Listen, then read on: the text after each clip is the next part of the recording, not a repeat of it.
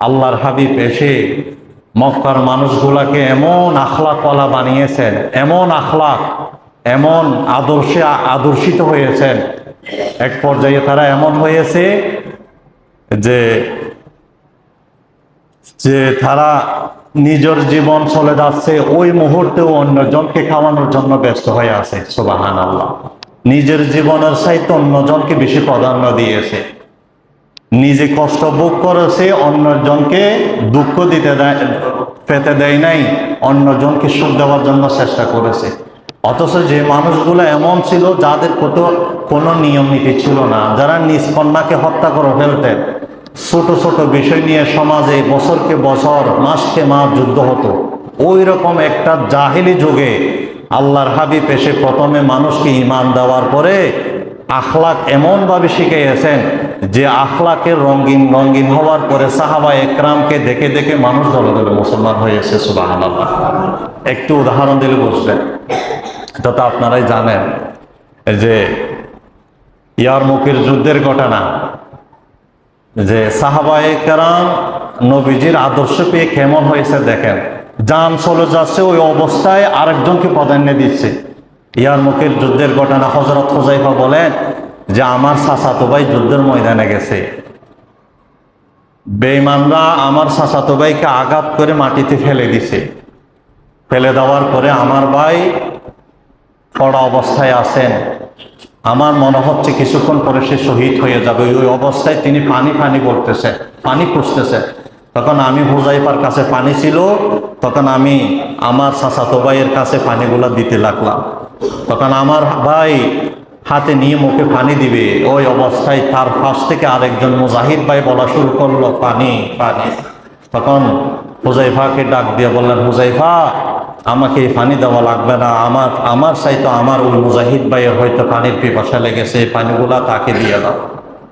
তখন হুযায়ফা রাদিয়াল্লাহু তাআলা আনহু পানি তার কাছে নিয়ে গেলেন। তার কাছে যখন নিলে, তিনি হাতে নিলেন, মুখে দিবে, ওই অবস্থায় আরেকজন মুজাহিদ ভাই পড়া অবস্থায় আহত অবস্থায় বললেন যে পানি পানি পানি।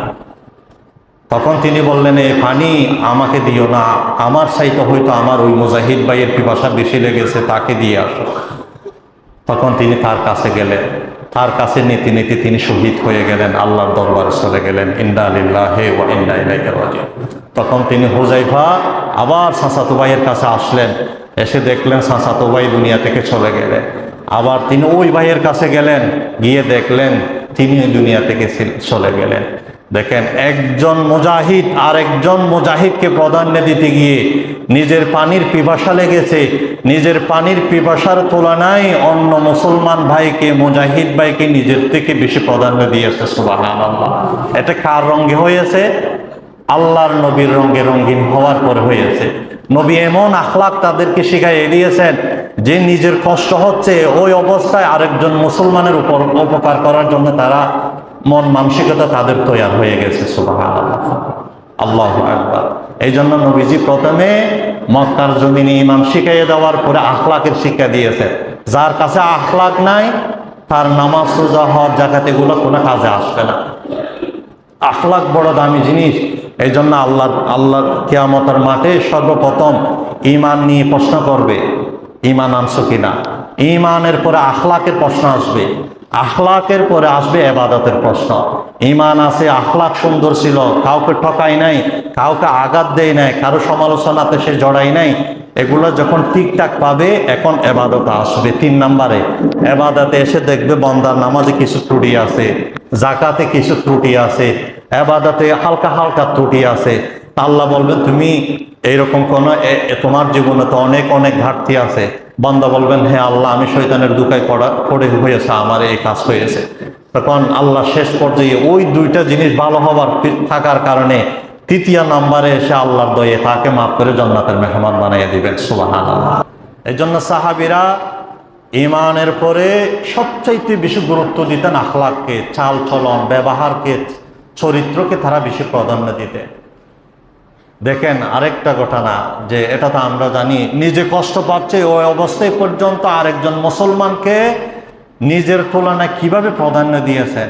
যে আপনারা জানেন, আমি আরেকবার বলছিলাম, তালহা রাদিয়াল্লাহু, আবু তালহার বাড়িতে একবার মেহমান গিয়েছিলেন। নবীজির এক মেহমান আবু তালহার বাড়িতে গেলেন, রাতের কোনো খাবার নাই, সামান্য খাবার ছোট বাচ্চাদের জন্য আছে। স্বামী স্ত্রী দুজন পরামর্শ করলে এই খাবার তো মেহমানকে দেওয়া লাগবে, এখন মেহমানকে দিলে আমার সন্তানরা খাইতে পারবে না, আমরাও খাইতে পারবো না। সন্তানদেরকে ঘুম নিয়ে নিলেন, দুজনে খানার বাহানা ধরে যে খাবারগুলা ছিল মেহমানকে খাওয়াইয়া দিলেন। সুবহানাল্লাহ। খাওয়াইয়া দেওয়ার পরে রাত শেষ হয়ে গেল, ফজরের আজান হলো। ফজরের আজান হওয়ার পরে সেই মেহমানকে নিয়ে নবীজির দরবারে গেলেন, মসজিদে নববীতে গেলেন। মসজিদে নববীতে যাওয়ার পরে আল্লাহর নবী আবু তালহার দিকে তাকিয়ে বলেন, ও আবু তালহা, তুমি আজ রাত কি ঘটিয়েছো? তোমার পরিবারের দৃশ্য দেখে আকাশের মালিক আকাশে হেসে দিয়েছে। সুবহানাল্লাহ।